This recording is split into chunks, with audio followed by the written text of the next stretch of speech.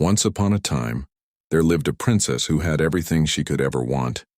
A magnificent palace, beautiful dresses, and dozens of servants at her beck and call. She never had to lift a finger, not even to brush her own hair or pour her own tea. Life was perfect, or so she thought. This princess spent her days lounging on silk cushions, having servants feed her grapes and complaining when her bath wasn't exactly the right temperature. She didn't know how to do anything for herself, and frankly, she didn't want to learn. "Why should I?" she would say. "That's what servants are for." But fate had other plans. One day, while traveling through the forest in her golden carriage, a terrible storm struck. The horses panicked, the carriage overturned, and in the chaos, the princess found herself completely alone and lost in the wilderness. Her fancy dress was torn, her hair was a mess, and for the first time in her life, there was no one around to help her. After wandering for days, hungry and exhausted, she stumbled upon another kingdom.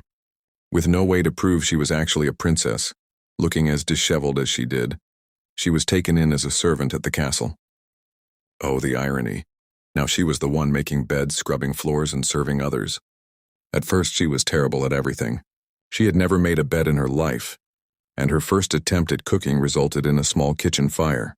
But slowly, something unexpected happened. She began to learn, to improve, and surprisingly, to enjoy the satisfaction of doing things for herself. There was a kind-hearted prince in this castle who often noticed her. Unlike other servants, she had a certain grace about her, even when she was elbow-deep in dishwater.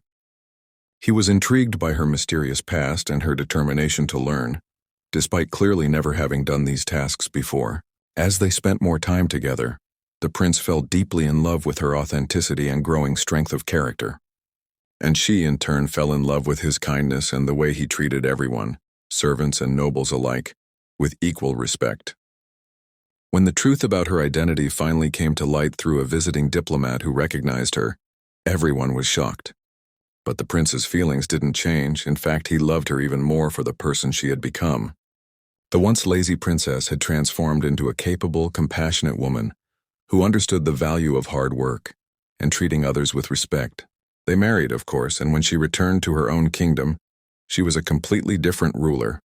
One who knew the names of all her servants, who sometimes cooked her own meals just for fun, and who taught her children that true nobility comes not from being served, but from how you serve others.